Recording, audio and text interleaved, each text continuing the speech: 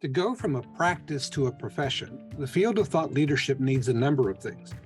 One of them is rigorous academic research, studies that further the practice and help students prepare for careers in thought leadership. I think the dearth of information on thought leadership within the academic realm. So the challenge there often is persuading editors and reviewers of a journal that, look, this is genuinely a new field, one that warrants careful attention.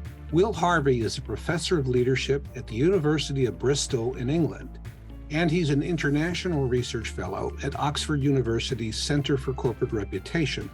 Will has been researching, teaching, and consulting on corporate reputation, leadership, and managing people.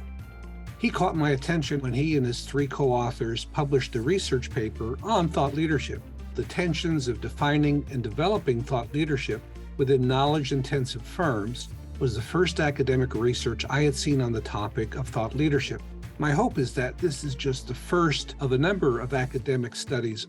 I spoke with Will Harvey recently about their research, what drew he and his co-authors to the topic, what they felt were the most important findings, the marketplace conversations that the research has generated, what new research he believes the university world should conduct on the topic of thought leadership, and whether universities have done enough to prepare students for careers in thought leadership.